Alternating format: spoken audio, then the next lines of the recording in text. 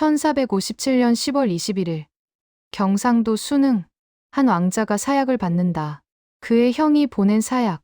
하지만 그는 형이 있는 한양을 향해 절하지 않았다. 내 임금은 북쪽에 계신다. 그는 영월을 향해 마지막 절을 올렸다. 세종의 여섯째 아들 금성대군. 친형 수양대군은 왕이 되었고 금성대군은 반역자가 되었다. 세종의 아들 18명 중 왜 오직 그만 조카 단종을 위해 목숨을 걸었을까? 지금 시작됩니다.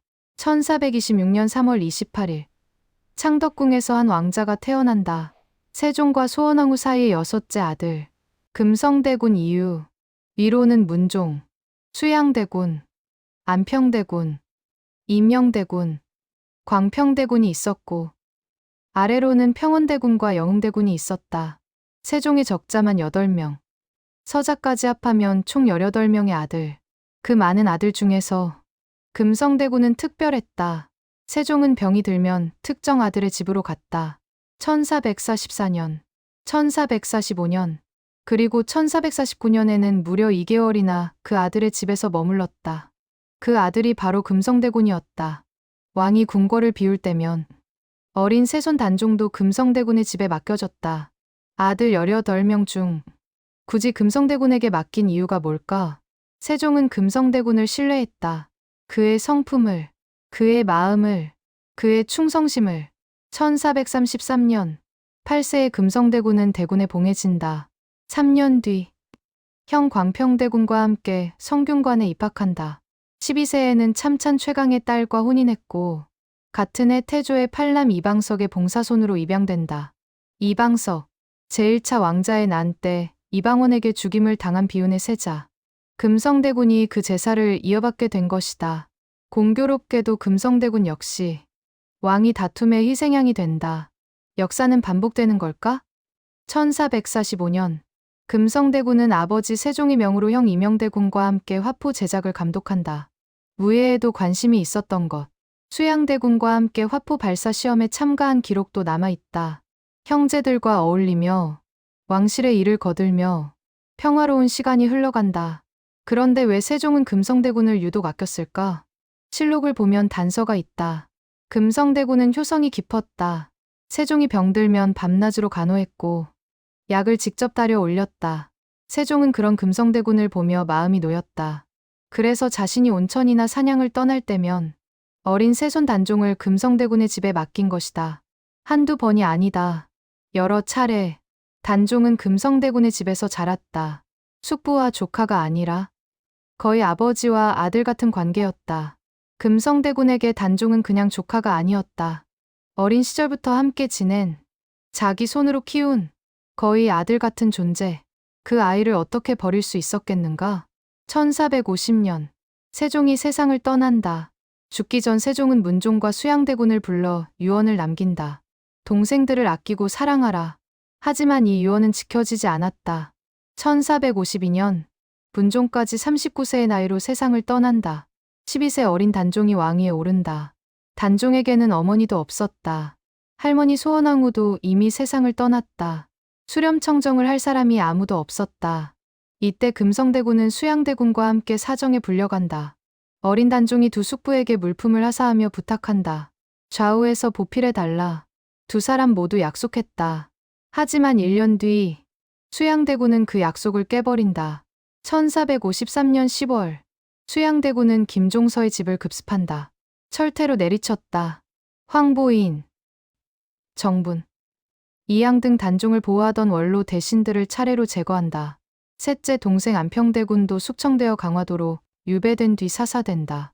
바로 이 순간 금성대군은 결심한다. 형의 편에 서지 않겠다고. 하지만 여기서 반전이 있다. 세종의 아들 18명 중에서 금성대군처럼 단종 편에 선 사람은 극소수였다. 대부분의 형제들은 수양대군의 편에 가담해 현실의 권세를 누렸다. 평원대군은 수양대군을 적극 도왔고 임영대군도 침묵으로 동조했다. 영흥대군, 광평대군, 계양군, 의창군 모두 수양대군의 편이었다. 그들은 살아남았다. 권력을 누렸다. 하지만 금성대군은 달랐다. 실록 기록을 다시 보자. 세종이 문종과 함께 온천이나 사냥을 떠날 때면 어린 세손 단종을 금성대군의 집에 맡겼다. 한두 번이 아니라 여러 차례. 세종의 아들이 18명인데 굳이 금성대군에게 맡긴 것이다. 금성대군에게 단종은 그냥 조카가 아니었다. 어린 시절부터 자기 집에서 함께 지낸 거의 아들 같은 존재였던 것. 그 아이를 형이 짓밟고 있었다. 왕위를 빼앗고 주변 사람들을 죽이고 어린 조카를 궁지로 몰아넣고 있었다. 금성대군은 참을 수 없었다. 아버지 세종의 유언도 있었다. 동생들을 아끼고 사랑하라. 수양대군은 그 유언을 어겼다. 안평대군을 죽였다. 단종을 핍박했다. 금성대군은 선택한다. 형이 아닌 조카를, 권력이 아닌 의리를. 수양대군도 금성대군이 위험하다는 걸 알고 있었다. 계유정난 직후 수양대군은 금성대군과 화의군, 계양군을 불러놓고 말한다. 이열로라는 자가 반드시 이를 저지를 것이니 조심하라. 경고였다. 내 편에 서지 않으면 가만두지 않겠다는 뜻. 하지만 금성대군은 물러서지 않았다. 오히려 혜빈 양씨, 화의군 등과 연결되어 수양대군에 대한 저항을 준비한다. 혜빈 양씨는 세종의 후궁이면서 어린 시절 단종을 양육한 분이었다. 금성대군은 혼자가 아니었다. 단종을 지키려는 사람들이 있었다. 하지만 그들의 힘은 약했다. 1455년 수양대군 측은 금성대군이 종친들과 함께 활쏘기 시합을 한 것을 구실로 삼는다. 활쏘기 시합, 대군들이 수시로 하던 취미 활동이었다. 수양대군도 대군 시절에 무인들을 모아 활쏘기를 했었다. 그런데 같은 행동을 금성대군이 하면 모반이 된다. 금성대군은 대군의 직위를 박탈당하고 경기도 강령으로 유배된다. 재산과 노비도 모두 몰수당한다. 같은 시기에 혜빈 양씨는 청풍으로, 화의군은 금산으로, 영풍군은 예안으로 각각 유배된다. 수양대군은 단종 주변의 모든 사람을 하나씩 제거해 나간다. 그리고 1455년 윤 6월 수양대군은 마침내 단종에게서 왕위를 양받아 세조로 즉위한다. 사실상 강제 양위였다. 1456년 6월 성삼문과 박팽년 등 사육신이 단종 복위를 계획하다 발각된다. 이 사건으로 단종은 노상군으로 강등되어 강원도 영월로 유배된다. 금성대군도 강령에서 더 먼 경상도 순흥으로 유배지가 옮겨진다. 순흥, 지금의 경상북도 영주시 순흥면, 단종이 유배된 영월과 그리 멀지 않은 곳이었다. 소백산 자락을 사이에 두고 있었다. 금성대군은 이것을 기회로 본다. 보통 사람이라면 2번의 유배를 겪으며 포기했을 것이다. 형제들은 이미 세조 편에 서서 권세를 누리고 있었다. 금성대군만 따르면 편안한 삶이 보장되었다. 하지만 그는 3번째 도전을 준비한다. 1457년 순흥에 새로운 부사가 부임한다. 이보음. 그는 안평대군과 가까웠던 인물로 세종실록 편찬에 참여한 사관 출신이었다. 연려실기술에 따르면 금성대군과 이보음은 만나기만 하면 관계하여 눈물을 흘렸다고 한다. 둘은 비밀리에 거사를 계획한다. 금성대군이 산호가근을 이보음에게 건네며 동맹의 뜻을 전한다. 계획은 이랬다. 순흥의 군사와 향리를 모으고 경상도 좌도의 사족들에게 경문을 돌려 의병을 일으킨다. 그리고 계림령을 넘어 영월로 가서 단종을 모셔온 뒤 영남을 호령하며 조령과 중령의 2기를 막고 복위를 선언한다. 경문에는 이런 구절이 들어있었다고 전해진다. 천자를 끼고 제후에게 명령하니 누가 감히 좇지 않으랴. 사육신의 거사가 궁궐 안에서의 암살 시도였다면 금성대군의 계획은 지방에서 의병을 일으키는 본격적인 군사봉기였다. 당시 순흥은 상당히 큰 고을이었다. 부사와 연결을 맺고 무사를 모았다는 기록, 사인들이 동조했다는 기록으로 보아 상당한 규모의 봉기가 될 수 있었다. 그런데 여기서 반전이 있다. 이보음의 태도가 석연치 않았다. 실록에 따르면 이보음은 금성대군의 관상을 본다. 결과는 망할 상이었다. 이보음은 명시적으로 거절하지 않았지만 물에 물 탄 듯 술에 술 탄 듯 애매한 태도를 보인다. 결국 가능성이 없다고 판단했는지 이보음이 고발을 택했다는 해석도 있다. 다만 세조실록의 기록은 앞뒤가 맞지 않는 부분이 많아서 한명회가 금성대군을 제거하려고 짜놓은 계략이 아니었냐는 의견도 있다. 어찌됐든 결과는 비극이었다. 1457년 6월 27일 안동의 관노 이동이 한성으로 달려가 금성대군의 거사 계획을 세조에게 밀고 한다. 세조는 이증과 한명회에게 증거를 살피게 하고 윤자운을 수능에 보내 관련자를 공문하게 한다. 처음에 세조는 금성대군을 바로 사사하지 않았다.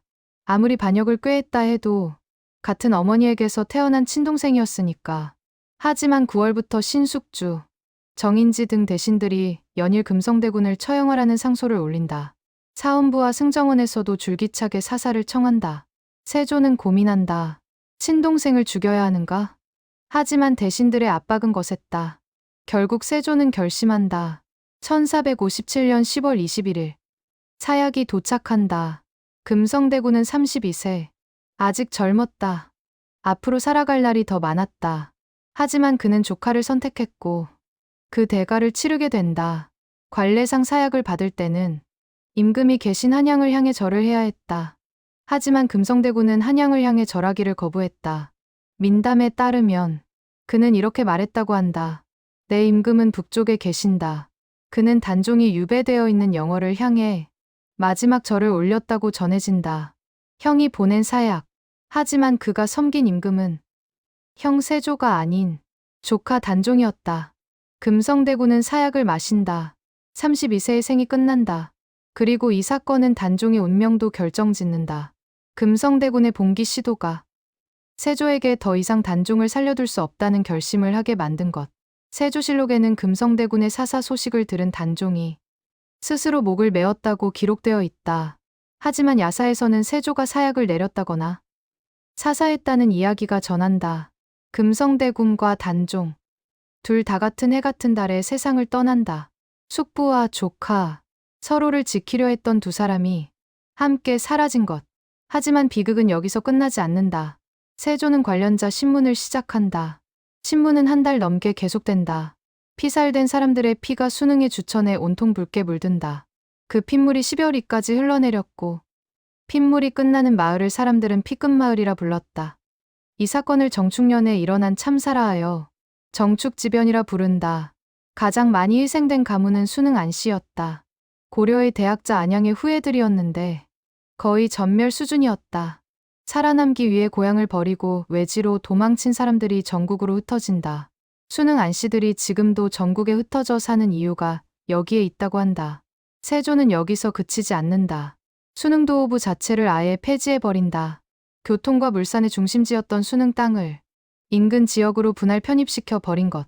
번화했던 고을이 하루아침에 지도에서 사라진다. 야사에 따르면 수능 주변 30리에는 사는 사람이 없었다고 한다.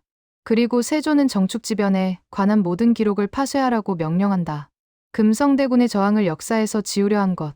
금성대군의 아들 이행하는 청주 관아의 노비가 되었고 서자 역시 노비로 전락한다. 왕이 손자가 하루아침에 관노가 된 것이다. 200여 년이 지난 1681년 숙종은 단종을 복위시킨다. 금성대군도 함께 복권된다. 혁파되었던 수능도호부도 1683년에 다시 설치된다. 1719년 수능부사 임영기가 숙종의 허락을 받아 금성대군이 피를 흘린 자리에 제단을 세운다. 금성단. 수능읍지에 따르면 홍천영감 이대근이 이 근처를 지날 때 타고 있던 말이 갑자기 비켜간다. 이상하게 여겨 살펴보니 바로 금성대군이 사사된 자리였다고 한다. 그날 밤 꿈에 금성대군이 나타나 그곳이 자신이 피 흘린 곳임을 알려주었다고 전해진다. 영조 때는 정민이라는 시호가 내려졌고 정조 때는 단종을 위해 충성을 바친 신하들의 명단인 어정배식록의 육종형 중 한 사람으로 선정된다. 육종형. 단종을 위해 목숨을 바친 6명의 종친. 금성대군, 화의군, 한남군, 영풍군, 봉성군, 수능군. 이들은 모두 단종을 지키려다 죽었다. 하지만 그 중에서도 금성대군이 가장 특별했다. 3번이나 도전했고 끝까지 포기하지 않았으니까. 그런데 가장 놀라운 건 금성대군이 무속에서 신으로 모셔졌다는 사실. 단종이 영월에서 태백산의 산신령으로 모셔진 것처럼 금성대군은 유배지였던 영주 수능에서 소백산의 산신령이 되었다. 유교 사회였던 조선에서 왕족이 무속의 인격신으로 모셔지는 건 극히 드문 일이었다. 서울의 금성당, 영주의 금성대군 신단 등에서 지금도 그를 모시고 있다. 백성들은 금성대군을 기억했다. 그가 의로운 사람이었다는 것을, 조카를 지키려다 죽었다는 것을. 잊지 않았다. 그리고 증손자 이인은 3개월 동안 대궐 문 앞에 자리를 깔고 앉아 금성대군의 억울함을 호소한다. 중종은 이를 받아들여 1519년 금성대군의 자손 3대에게 관직을 내리고 노비 신분에서 해방시킨다. 지금도 전주 이씨 금성대군파는 매년 음력 10월 21일 금성대군이 사사된 날을 기일로 삼아 제사를 지내고 있다. 세종의 아들 18명. 대부분은 세조의 편에 서서 권세를 누렸다. 그게 현실적인 선택이었다. 살아남는 길이었으니까. 금성대군만 달랐다. 아버지 세종이 사랑했던 어린 조카를 끝까지 지키려 했다. 유배를 당하고 재산을 빼앗기고 대군의 지위마저 박탈당했는데도 포기하지 않았다. 강령에서 광주로, 광주에서 순흥으로 유배지를 옮겨 다니면서도 단종 복위를 꿈꿨다. 그리고 마지막 순간 형이 보낸 사약을 받아들며 한양이 아닌 영월을 향해 절을 했다. 세조가 그의 기록을 모두 파쇄하라고 명령했지만 사람들의 기억까지는 지울 수 없었다. 순흥 사람들은 금성대군의 혈흔이 묻은 돌을 찾아 제단을 쌓았고 증손자는 3개월간 걸문 앞에서 억울함을 외쳤다. 그리고 240년이 지나 마침내 복권되었다. 지금 경북 영주시 순흥면에 가면 금성단이 있다. 피끝마을도 여전히 그 이름으로 불리고 있다. 우리는 사육신의 충절은 잘 알고 있다. 하지만 왕의 친동생이 왕에게 맞서 목숨을 걸었다는 이야기는 잘 모른다. 금성대군은 신하가 아니었다. 왕족이었다. 형의 편에 서기만 하면 평생 부귀영화를 누릴 수 있었다. 그런데도 조카를 선택했다. 권력 앞에서 가족의 의리를 지킨다는 것. 그것이 얼마나 어려운 일인지 금성대군의 삶이 말해주고 있다. 혹시 이 이야기가 마음에 드셨다면 좋아요와 구독 부탁드립니다. 구독과 알림 설정을 하시면 역사 속 감동적인 이야기들을 가장 먼저 만나보실 수 있어요. 다음 영상에서는 또 다른 놀라운 역사의 진실을 가져올게요.